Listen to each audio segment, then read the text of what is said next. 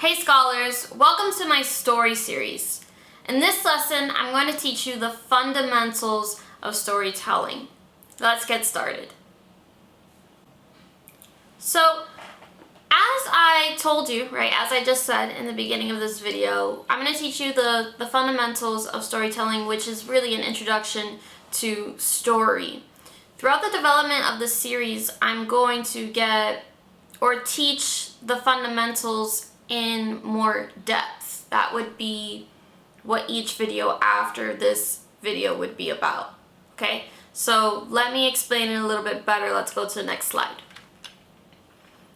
The fundamentals to storytelling are concept, premise, and development. Okay, so throughout the development of the series, there will be a video on concept, on premise, and on development. And I'm going to teach you in depth what these things are, but for this video, it's simply an overview. And I do suggest that you continue watching and not to go straight to the one that's in depth, because this is going to be a good sort of it's going to give you better background information for the other videos. Okay, and as we see this screen here, and you may be a little bit more familiar with story and writing and things like that, you may have heard writers say concept and premise, or use those words concept and premise interchangeably. I don't think they're interchangeable. And I'm going to teach you the way I use it. Okay, so starting with concept. The concept is what your story is about. And it's really sort of like a rough draft to your premise. It certainly has essential things that we see here in the formula, okay? It has character, it has a goal, and it has, it has a character, it has a goal, and it has obstacles. When you create your concept, your rough draft of your premise, you need to include character, goal, and obstacles, right? And here is an example. It's from a movie. Bonus points to you if you know what movie this is, simply from the concept that I wrote here. I'm going to read it to you, okay? When a Gammon Special FBI agent is assigned an undercover case at a beauty pageant, she must adapt to their style of femininity to save a mystery homicide victim. So, where's the character, right? So let's look at this formula here, okay? Character. Here it is. A Gammon Special FBI agent. Goal. She has to save a mystery homicide victim. And the obstacle is that she has to adapt to their style of femininity. How is that an obstacle? Well, if you don't know what this word means here, gammon, that just means like tomboy. But I felt like that I didn't want to write when a tomboy special FBI agent is assigned an undercover case of a beauty pageant. I think the word gammon it just flows better. So that's why I chose that. So for your information, gammon means tomboy. So she is a tomboy, and she has to go to a beauty pageant, and she has to stay there long enough in the pageant to figure out to save someone who is being targeted. Somebody's being targeted. She doesn't know who. She just knows there's going to be an attack at this beauty pageant, and she has to figure out how to stop the attack. And of course, again, as I said, it's an obstacle because she's a tomboy. So she has to completely change who she is so that she can stay there long enough to figure out the mystery, right? Okay, so that is concept. That's concept. It's very rough, right? It's a really rough draft. And now we see here premise, okay? And this is how I differentiate concept from premise. Premise is what the story is specifically about, right? Premise uses, when you write your premise, you have and, but, then, except, finally. That's your story. Premise is your story in a very specific way. Now, I'm gonna go back to the slide here, concept. This is a bit specific, right? We have certain specifics that we need to develop a premise, right? We have a tomboy special FBI agent, we have a goal, we have an obstacle, but we don't have any progression. And your premise has to show the main points of progression throughout your story. So I'm gonna skip now here to, and there you have it. It was Miss Congeniality. If you knew that, awesome. That's one of my favorite movies.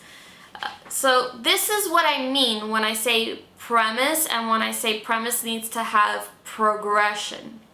I wrote this, I didn't pull this from anywhere, so I'm gonna read it for you, okay? I didn't say that to boast. I wrote it so that you can see, what I think a working premise would be. And when I say working premise, I just mean if you have a premise like this and you get stuck when you're writing, you can always go back to it and work from that. It's like the spine of your story. It's always gonna be there to help you. So this is how I would do it, right? This is how I would write a premise. When Gracie Hart must work undercover at the Miss United States beauty pageant, she struggles to adapt their culture of femininity, but reluctantly receives help from one of the greatest pageant consultants. As she advances through the pageant, she becomes more invested in the case, believing it is more intricate than she thought. However, the agency closes the case quickly, thinking they found their guy. Gracie refuses to believe the man they accuse is the culprit and is fired due to her insubordination. Gracie no longer has help from the agency or her pageant whisperer, but she stays in the running anyway to solve the case. When it is time to announce the winner of the pageant, Gracie finally has a revelation and solves the case, finding the true culprit before anyone gets hurt. What do we see here? What does this premise have? Right? It has a beginning, a middle, and an end. While our concept didn't have a beginning and a middle and an end. And let's go back, right? I know I'm sorry I'm going back and forth. I don't know if you'd like that, okay? Maybe I won't go back. I don't want to keep switching screens. That might bother you. Our concept, you can go back. Our concept does not have a beginning and a middle and an end. It simply has a character, an obstacle, and a goal. That's what it has. Premise has beginning, middle, and end, and it includes the main points of your story. And I'll show you here, right? So here's the beginning, right? So we still have our character, right? And now it's also specific because we have a name for our character. When Gracie Hart must work undercover at the Miss United States beauty pageant, she struggles to adopt their culture of femininity, but reluctantly receives help from one of the greatest pageant consultants. So this is how that movie starts. So because she receives help from a really great pageant consultant, she advances through the pageant. And then we see some development here, right? She realizes that the case is actually quite intricate, right? But now there's conflict, and we're seeing all this only from the premise, not from watching the movie, right? We're seeing some conflict here. The agency, right, the FBI, they close the case because they think they got their guy. And Gracie's like, no, that's not the guy. That can't be it. And then she gets fired. Even more conflict, right? And now we see her, right? She doesn't have help anymore from the FBI. They're not supporting her. So if anything happens to her, that's on her. She's in a very dangerous situation. And she also doesn't have this pageant whisperer, right? The pageant consultant, to help her advance through the stages of the pageant. She has to do it on her own. And so we see all that. And then we also have the conclusion, right? So she solves the case, finding the true culprit before anyone gets hurt. I'm sorry if you haven't seen this movie and I ruined it for you. I'm sorry. So the premise has progression, right? That's what you want to think about when you're writing your premise. You don't have to know everything in between. You just have to know, as you're writing your premise, from your concept, you have to know the main parts of your story. That's what the premise includes. And make sure that the main parts is going from beginning to end, and really important things, I would call them plot points, really important points that happen in the middle that creates this sort of progression throughout the story. Okay? So that's premise. Alright, now we have development. Development is, and I'm sure if you're a student or you remember, obviously a lot of us were students before, I'm sure you remember your teacher telling you development is like, or asking you, how does this unfold? Or how do you think this is going to unfold? Right? That's what we hear a lot in school. How does this unfold? And when your teacher says, how does the story unfold? They're simply saying, how does the way your story change? Or, I'm sorry, how does the way this story change, right? And that's what unfolding means.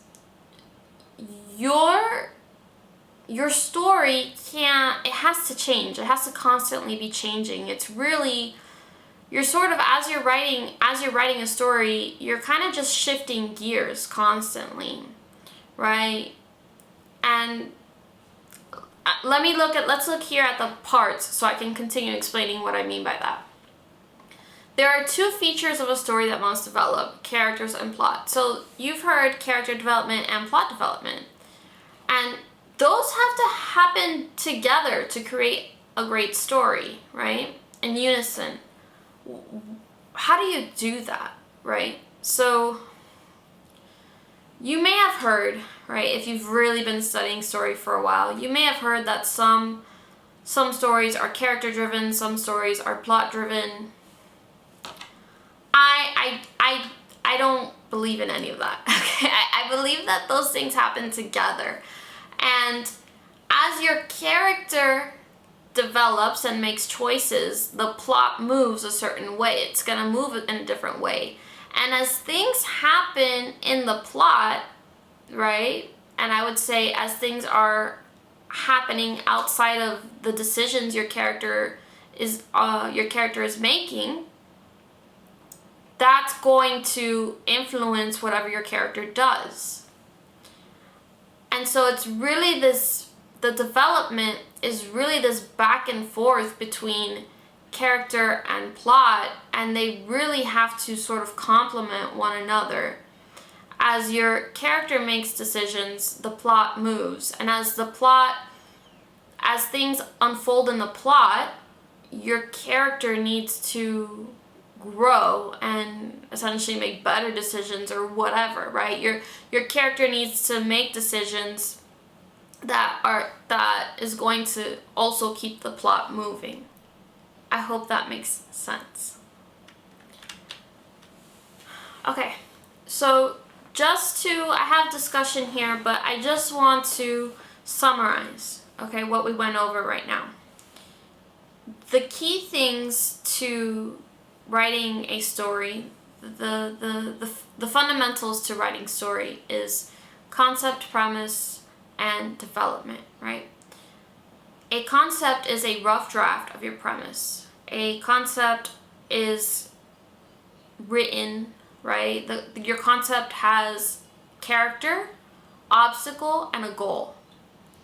Your premise shows the specifics of that character, that obstacle, and that goal through progression, through showing your character in the plot through progression, right? So your premise shows progression, but not every single detail, just the main parts of the story. And then development, there's two kinds. There's character and plot development, and they have to work together. I know it was a little bit complicated the way I was explaining it here, but I'm gonna explain it in more depth in my development in my development video. Okay, let's look at now what we have here for discussion. Do you have a favorite story? Right. This is really, I want to say for my young writers, but really anyone who's new to writing. Okay, and has never thought about stories in this way. Do you have a favorite story? Can you think of the way it developed? And don't forget the characters. Because a lot of the times, we do have a favorite story, and we just think about what happened in the story, and we don't think about the way the character grew, or the way the character changed, right? Not every, I would say most stories we see a lot of growth from characters, but there are stories where characters don't grow, but they do change, and they just may change not for the better, right? They may change for the worse. And then think, why is development important to think about when writing a story? It's a really important question. And it's really important for you to know why development is important, right? Why it's important to make sure that your plot is moving and there's momentum in your story, and that things aren't stagnant. Your story's not stagnant. Oh no. That's unfortunate. God bless that person. That was an Amber Alert. So why is development important to think about when writing a story, right? I kind of gave you a hint there, right, when I was talking about stagnation. But I'm not going to answer that question for you. I'm going to leave it here for discussion. This would conclude I'm just going to say it again. This would conclude this lecture. I hope you liked it. I went over it very briefly, and I'm going to, in my other videos in this series, I'm going to get into concept and premise and development in more depth. I'll see you next class.